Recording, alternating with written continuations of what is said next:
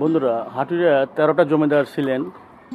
১৩টা জমিদারের মধ্যে এই জমিদারের একটা ছিল পুকুর, কিন্তু এই জমিদারের ১৩টা জমিদারের মধ্যে কোনো জমিদারের অস্তিত্ব আমি খুঁজে পাইনি। শুধুমাত্র ২টা জমিদার বাড়ি পেয়েছি, তাও একদম বিলীন হয়ে গেছে। এখন শুধু পুকুরটা কোনো রকম টিকে আছে, দেখতে পাচ্ছেন।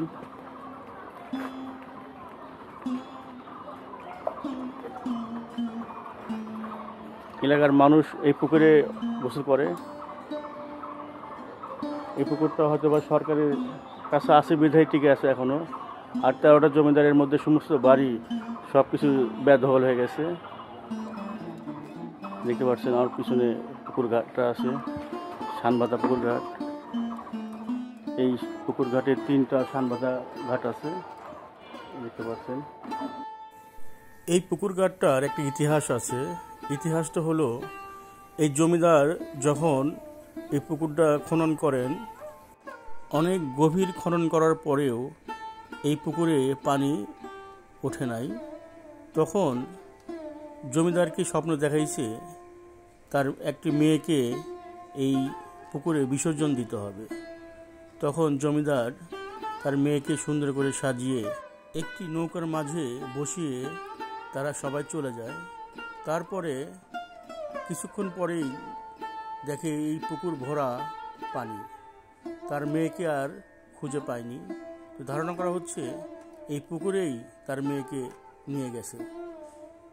বিশেষ কোনো রাত্রে পানিতে যেমন নৌকা চালাইলে একটি শব্দ হয়, এই আশেপাশের মানুষ সেই শব্দটা শুনতে পায়।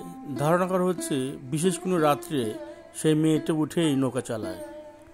আপনারা যে জমিদারের বাড়ির গেটটা দেখতে পাচ্ছেন, এটা হচ্ছে হাটুরিয়া জমিদার বাড়ির জমিদারের নাম হচ্ছে দীনেন চন্দ্র রায়। এই বাড়ির অস্তিত্বটাই আমি একটু পেয়েছি। তাছাড়া পাবনা জেলার এই বেড়া থানার হাটুরিয়া নামে গ্রামের জমিদার ছিলেন মোট ১৩টা। শুধুমাত্র আমি এই জমিদার বাড়ির অস্তিত্বটাই পেয়েছি। আমি আপনাদের ঘুরে ঘুরে দেখাচ্ছি। এই জমিদার বাড়িটা প্রায় ১২০-৩০ বছর আগের জমিদার বাড়িটা, কিন্তু এই জমিদার বাড়ির অস্তিত্ব এখন দিনে দিনে বিলীন হয়ে গেছে। শুধুমাত্র এই ভবনটায় আসেন, যে ভবনটা দেখতে পাচ্ছেন, এই ভবনটা অনেক সুন্দর কারুকার্যে সজ্জিত। ভবনটা আপনি দেখতে পাচ্ছেন। এই সামনে একটি বিশাল বড় বাগান ছিলেন। এই বাগানের সামনে হয়তো বা অনেক ফুল বাগান ছিল, কিন্তু এখন কিচ্ছু নেই। এখন জমি চাষ করে। তাও বাড়িটা পুরো বেদখল হয়ে গেছে। আপনি দেখতে পাচ্ছেন বাড়িটার অবস্থা কেমন।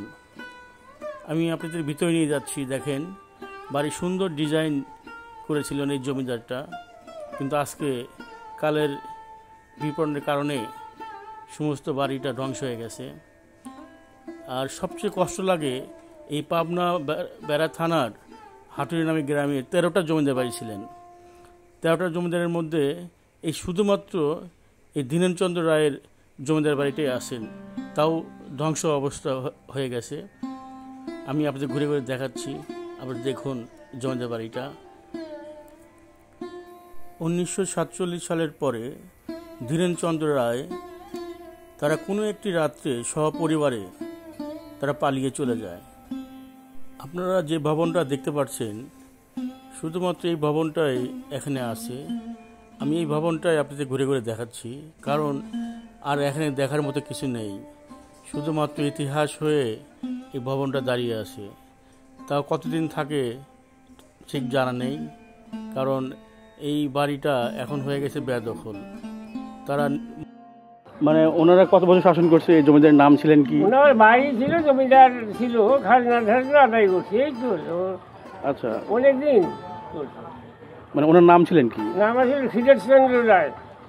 এমনি আপনাদের ওনাদের কোন বংশধর এখনো আছে? না, এই নামে ভারতে সব, বাংলাদেশে কেউ নেই। আচ্ছা, মানে কেউ নেয় না। তাহলে এখন এগুলো কি সরকারি দখলে চলে গেছে, না এমনি তাদের কেউ আত্মীয় রাখছে? এগুলো আমার ইয়েতে আছে, আপনাদের মানে আন্ডারে আছে না? আচ্ছা, ঠিক আছে, এই জন্য আর কি। আর নামটা ছিল কি যেন বললেন? দীনেনচন্দ্র রায়। ঠিক আছে, জি, ধন্যবাদ। আমি এখন আপনাদেরকে নিয়ে যাচ্ছি একটি প্রায় 200 বছর আগের একটি মন্দির। আপনি দেখতে পাচ্ছেন পুরো জমির মাঝে একটি মন্দির দাঁড়িয়ে আছে। আপনাদের কাছে মনে হয় এই পুরো জমির মাঝেই একটি মন্দির করেছিলেন? না, এটির আশেপাশে আরও অনেক ভবন ছিলেন। সেই ভবনগুলো এখন আর নেই, সব বেদখল হয়ে এখন সেই ভবনের জমিগুলো এখন জমিতে পরিণত হয়ে গেছে, ভবন সব বিলুপ্ত হয়ে গেছে। ঠিক এই মন্দিরটাও হয়তোবা একদিন আমরা দেখতে পারবো এটাও বিলুপ্ত হয়ে গেছে, কারণ এই পাবনা জেলার পুরনো ইতিহাস ধরে রাখার মতো আমার মনে হয় কেউই নেই। কারণ এই কথাটা কেন বলছি, আমি পাবনার সন্তান হওয়ার পরেও পাবনার ইতিহাসটা আমি খুঁজে পাচ্ছি না। কারণ ইতিহাস মানুষ ধরে রাখতে চায় না, মানুষ খোঁজে নিজের স্বার্থ। কিন্তু আমরা এইগুলোর ইতিহাস যে আমাদের সন্তানরা পরবর্তীতে দেখতে পারবে না, জানতে পারবে না বাংলার ইতিহাস এত পুরনো। তাই আমি পাবনার ইতিহাসবিদদেরকে বিনীতভাবে অনুরোধ করছি এই হাটুরার দিকে একটু নজর দিতে। আপনারা এখন যে জমিদার বাড়িটা দেখতে পাচ্ছেন, এটা জগন্নাথপুর জমিদার বাড়ি। এই জমিদার বাড়ির ভিতরে আমি ঢোকার জন্য চেষ্টা করেছিলাম, কিন্তু আমি ঢুকতে পারিনি। তাই আমি আপনাদেরকে বাইরে থেকে দেখাচ্ছি জমিদার বাড়িটা।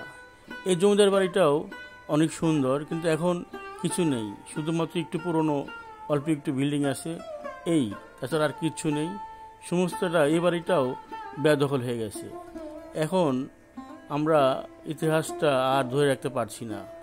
যে পর্যন্ত বেদখল মুক্ত না হবে সে পর্যন্ত আমরা ইতিহাস কখনোই বাংলার ইতিহাসকে আমরা তুলে ধরতে পারবো না আমাদের ভবিষ্যৎ প্রজন্মর কাছে।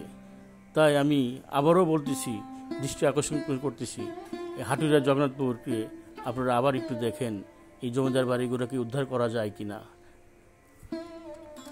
আমার ভিডিওটা যদি ভালো লাগে তাহলে সাবস্ক্রাইব ও ফলো দেবেন।